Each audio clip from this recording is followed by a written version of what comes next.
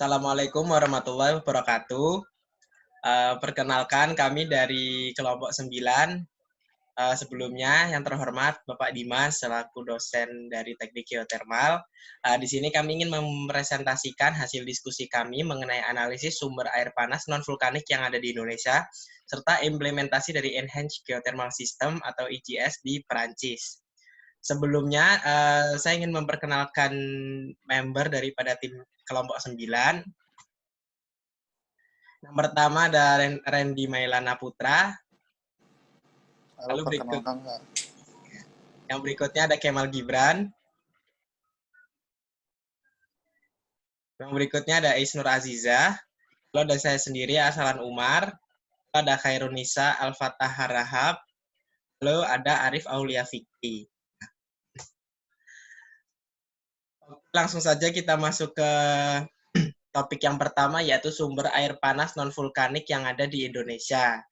Nah, sebenarnya sumber air panas non-vulkanik di Indonesia ini sangat terbatas.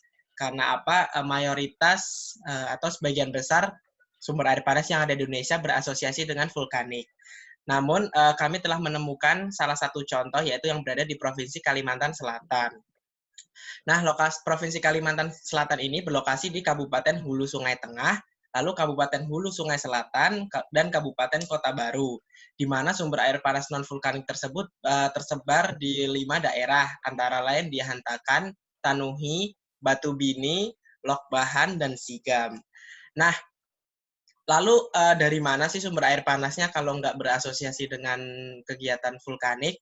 Nah, dari paper yang kami dapatkan bahwa sumber air panas yang berada di 5 daerah tersebut berasal dari sisa panas pada batuan kapur yang terbentuk pada periode kapur awal hingga kapur akhir, yaitu 137 hingga 71 juta tahun yang lalu. Nah, berikut adalah denah lokasinya, ada Hantakan, Tanuhi, Sigam, Lok Bahan, dan Batu Bini. Serta di sebelah kanannya ada contoh-contoh pemandian air panas non-vulkanik yang berada di daerah tersebut. Nah, lalu bagaimana sih ciri-ciri fluida panas yang berada di daerah tersebut? Nah, air panas tersebut memiliki kategori yang hangat atau tidak terlalu panas, yaitu yang hanya bersuhu 39-50 derajat Celcius, serta memiliki pH yang relatif netral, yaitu 5-7. Oke, selanjutnya kita akan membahas tugas yang nomor 2, yaitu implementasi Enhanced Geothermal System atau EGS yang berada di Perancis. Nah, outline dari presentasi kita pada siang hari ini ada 6, yaitu yang pertama ada konsep EGS, yang kedua ada sejarah dari EGS di Salt, suatu daerah di Perancis, yang ketiga ada sistem geothermal yang ada di Salt, yang keempat ada status proyek EGS di Salt saat ini, lalu target masa depan, dan yang terakhir kesimpulan. Mohon maaf ada sedikit salah penulisan. Nah, lalu di Perancis tersebut, lokasi EGS-nya itu berlokasi di Kutsenhausen Salt Source Forest yang berada di kota Alsace, French. Nah, selanjutnya konsep EGS akan dijelaskan oleh teman saya. Baik, terima kasih Saudara Umar. Sebelumnya, apakah suara saya terdengar jelas? Sudah terdengar, Arif. Baik, sebelum kita masuk ke main topiknya, kita harus mengetahui sumber apa itu EGS. EGS itu Enhanced Geothermal System, atau biasa dikenal dengan sistem panas bumi direkayasa. Konsep EGS adalah menginteraksikan panas dengan membuat sistem rekahan bawah surface di mana air dapat ditambahkan melalui sumber injeksi. Menciptakan sistem panas bumi yang ditingkatkan atau direkayasa membutuhkan peningkatan variabilitas alami batuan. Batuan bersifat permeabel karena adanya rekahan kecil dan ruangan pori di antara butiran mineral. Air yang diinjeksikan dipanaskan melalui kontak dengan batuan dan kembali ke permukaan melalui sumur produksi. Seperti dalam sistem geothermal yang terjadi secara alami, EGS adalah reservoir yang dibuat untuk meningkatkan ekonomi sumber daya tanpa air dan atau variabilitas yang memadai. Dan untuk lebih jelasnya, kita bisa melihat di slide tentang konsep EGS. Selanjutnya. Next slide, please. Nah. Untuk penjelasan lebih lanjutnya akan dijelaskan oleh teman saya. Oke, jadi ini adalah sejarah EGS di proyek EGS di Soult, Prancis. Jadi proyek ini dimulai pada tahun 1984 dan dilakukan pengeboran pertama kali itu pada sumur GPK 1 hingga kedalaman 2000 itu pada tahun 1987. Nah, kemudian pada tahun 1990 mereka membuat jaringan sumur observasi seismik menggunakan sumur minyak tua dan eksplorasi secara mendetail hingga kedalaman 2.250 meter dan dilanjutkan dengan continuous coring. Kemudian pada tahun 1992 dilakukan pendalaman sumur GPK 1 hingga kedalaman 3.600 meter dengan suhu reservoir yang terukur sebesar 160 derajat Celcius. Kemudian pada tahun 1995 mereka memutuskan untuk melakukan pengeboran kedua pada sumur GPK 2 sampai kedalaman 3.878 dengan jarak horizontal antar sumur GPK 1 dan sumur GPK 2 itu sebesar kurang lebih 450 meter. Kemudian pada tahun 1997 mereka melaksanakan yang namanya circulation test antara sumur GPK 1 dan sumur GPK 2 selama 4 bulan. Nah, pengujian ini menunjukkan bahwa dimungkinkannya untuk dihasilkan hot brine pada laju aliran yang stabil dan suhu konstan tanpa penambahan fluida brine saat fluida tersebut diinjeksikan kembali. Dan perlu diketahui bahwa tenaga listrik yang dibutuhkan untuk mengoperasikan geothermal ini itu lebih kecil dibandingkan dengan energi panas yang dihasilkan. Dan dari tes tracing menunjukkan bahwa aliran dan suhu stabil dari tes tracing menunjukkan bahwa aliran dan suhu stabil didapatkan bahwa sekitar ada 30% dari fluida yang diinjeksikan kembali itu dapat dipulihkan oleh sumur produksi. Kemudian pada tahun 2000 mereka melanjutkan dengan melakukan pendalaman sumur pada GPK 2 hingga kedalaman 5.010 meter dan didapatkan suhu reservoirnya itu sebesar 203 derajat Celcius. Kemudian mereka melanjutkan dengan simulasi pada open hole antara kedalaman 4,5 sampai 5 km. Kemudian pada tahun 2002, mereka melakukan pengeboran baru pada sumur GPK 3 hingga kedalaman 5 km. Nah, sumur GPK 3 ini dia terletak di sekitar sumur GPK 2. Dan jarak horizontal antara lubang terbuka GPK 2 dan GPK 3 itu sebesar 650 meter. Kemudian pada tahun 2003 hingga tahun 2004, mereka melakukan simulasi open hole di sumur GPK 3 dan dilanjutkan dengan circulation test antara sumur GPK 3 dan sumur GPK 2. Kemudian mereka juga melakukan pengeboran pada sumur GPK 4 hingga kedalaman 4.958 dengan jarak horizontal antara sumur terbuka GPK 3 dan GPK 4 itu sebesar 700 meter. Kemudian proyek terakhir yang mereka kerjakan itu antara tahun 2004 sampai tahun 2005. Yang pertama itu ada stimulasi lubang terbuka di sumur GPK 4 diikuti dengan circulation test antara sumur injeksi pusat yaitu sumur GPK 3 dan 2 sumur produksi lateral GPK 2 dan sumur GPK 4.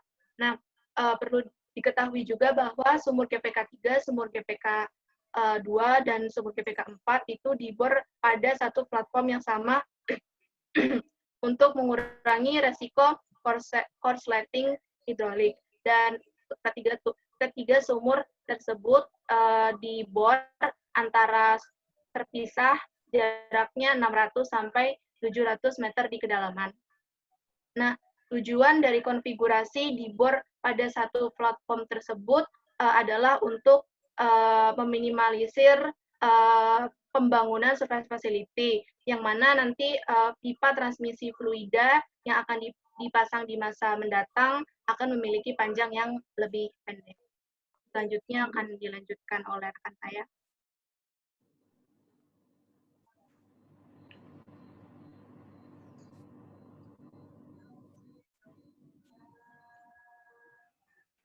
Baiklah, seperti yang udah terlihat daripada layar, bisa dilihat bahwa kita bisa melihat bahwa sistem sirkulasi dari EGS yang diambil oleh pemerintah Prancis adalah dengan melakukan injeksi sehingga air akan masuk ke batuan panas dan nanti akan dipanaskan menjadi uap dan akan diproduksi.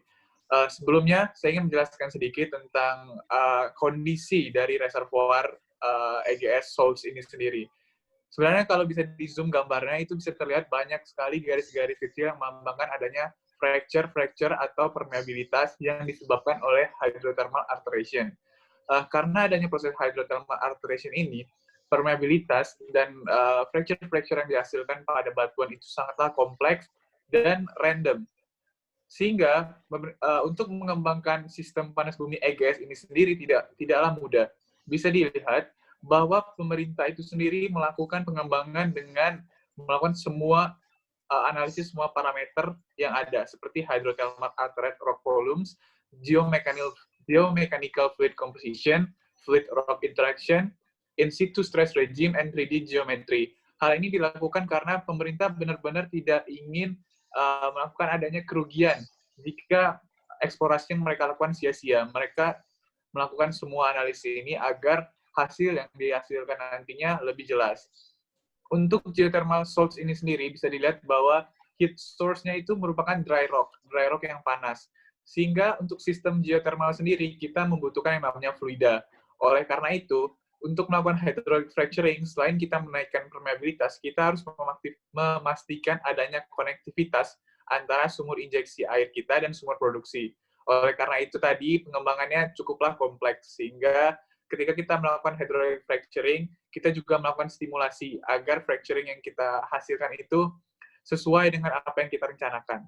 Di salts ini sendiri, suhu rata-ratanya adalah 200 derajat Celcius, dengan reservoir rock-nya itu granit, recharge fluid-nya adalah brine dengan salinity 100 gram per liter, begitu juga discharge fluid-nya. Kenapa? Karena pada sistem panas bumi EGS salts ini, ketika kita menginjeksikan brine, nantinya akan berubah menjadi uap pada sumur produksi. Hasil uap yang kita dapatkan nanti akan kita masukkan lagi ke sumur injeksi kita. Jadi kayak dia ada sirkulasinya gitu, nggak sempurna sih mungkin, tapi fluid yang kita injeksikan nantinya akan diproduksikan dan balik lagi ke injeksi. Seperti itu seterusnya. Untuk caprox-nya sendiri, kita menggunakan, kita pada salts ini berupa clay with sandstone. Selanjutnya mungkin akan dijelaskan oleh teman saya.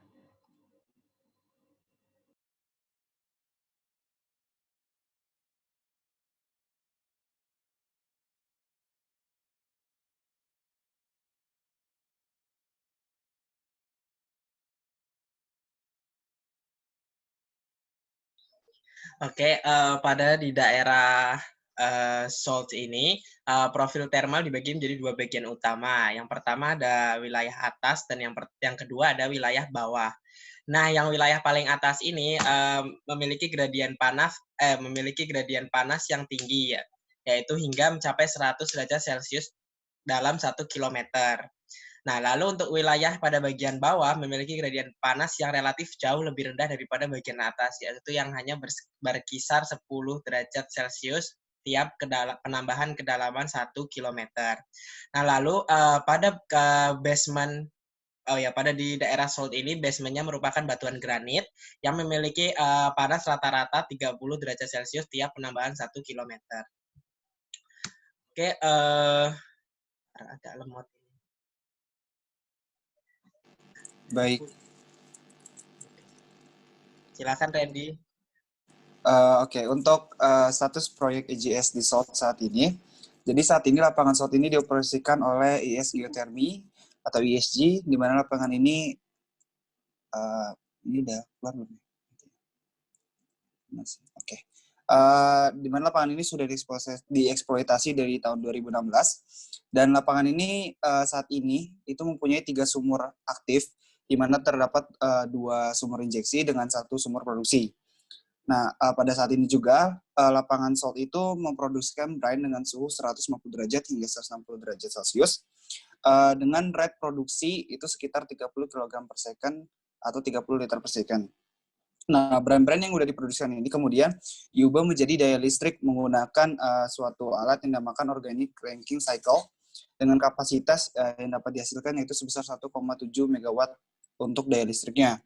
Nah, daya listrik ini jika diberikan atau dikonversikan ke dalam perumahan, itu dapat memberikan daya sebesar 30 ton per tahun untuk pelistrikan perumahan atau 900 ton per tahun untuk perihal pemanasannya. Lalu brand-brand yang sudah diinjeksikan itu semua kemudian diinjeksikan kembali menggunakan dua sumber tersebut, dan di mana suhu brand tersebut yang diinjeksikan yaitu sebesar 70 derajat Celcius. Selanjutnya, untuk boleh di next. Baik. Selanjutnya, di sini kita dapat melihat terkait komposisi dari brand yang diproduksikan. Terlihat bahwa si brand ini memiliki kandungan yang hexylene dan high CO2. Nah, kemudian selain dari hexylene dan CO2 tersebut, brand ini memiliki atau diproduksi juga endapan sulfat dan sulfit. Ya, nanti ini bisa menjadi suatu permasalahan bagi di pipanya gitu loh, atau di surface fasilitasnya. Nah, terlihat bahwa dominasi dari Na, Cl, dan Ca yang diproduksikan dalam si brand ini. Lalu untuk endapan sulfat tersebut, untuk mengatasinya, lapangan ini saat ini menggunakan scale inhibitor itu untuk mencegah adanya degassing gas CO2 dan terbentuknya endapan scale, lalu juga untuk menurunkan biaya operasi atau OPEX dari lapangan tersebut. Baiklah, selanjutnya. Baik, pada bagian ini saya akan menjelaskan target di masa depan dari proyek IGS di Souls, Prancis. Nah, melalui circulation test pada tahun 2005, itu ternyata terbukti nih bahwa produktivitas ataupun injektivitas dari sumur-sumur ternyata diatur oleh distribusi spasial atau spatial distribution dari naturally permeability, yaitu fracture di batuan granit yang teralterasi secara hidrotermal. Nah, distribusi ini dikendalikan oleh rezim tektonik di Souls. Nah, ternyata setelah melakukan circulation test, si Souls field ini melakukan target utama, yaitu adalah memperoleh maksimum production rate. Yang kedua, meminimalkan konsumsi daya dalam menjaga sirkulasi fluida dan tetap menjaganya. Yang ketiga, menjaga induksi dari microseismic pada kondisi very low frequency and magnitudes. Yang keempat adalah temperatur fluida yang diproduksi itu harus stabil. Pada tahun 2011, ternyata mereka melakukan konsep pengembangan. Nah, konsep pengembangan apa saja? Yang pertama adalah total biaya dari Souls Pilot yang beroperasi pada tahun 2011 sekitar 54 ME. Yang kedua adalah prototipe dari 20-30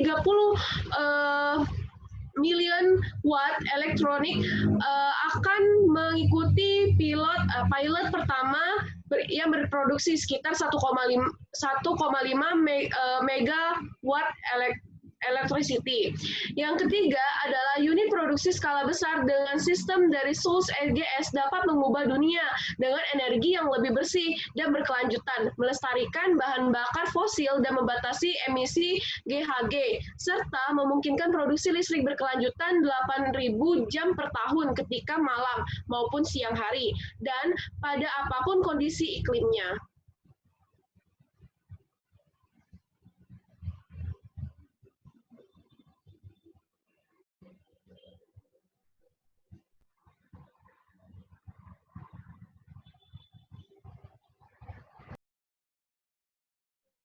Sekalian nih, kesimpulan nih. Untuk kesimpulannya adalah sistem panas bumi di Souls terdiri dari jaringan rekah serta adanya jaringan patahan yang besar. Yang kedua, dengan hydraulic fracturing dan chemical injection, permeabilitas alami jaringan rekah telah meningkat secara signifikan di sekitar lubang bor. Yang ketiga, meskipun terdapat beberapa masalah dalam skema produksi dan injeksi, model konseptual yang valid untuk eksploitasi energi telah dikembangkan secara khusus untuk situs di Souls. Yang keempat, model ini akan mengarah pada pembangunan pembangkit listrik EGS pertama sebagai percontohan untuk skema EGS standar masa depan untuk mengekstraksi panas yang tersimpan di dalam batuan bawah permukaan.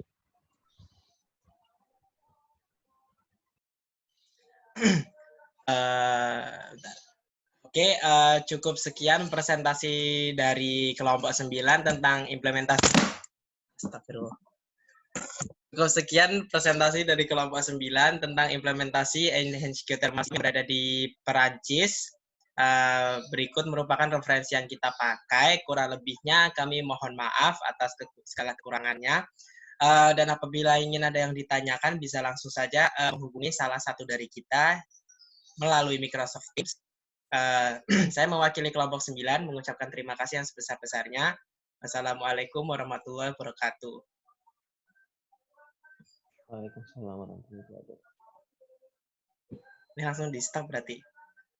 Ya. Bentar, matiin dulu. Ya udah.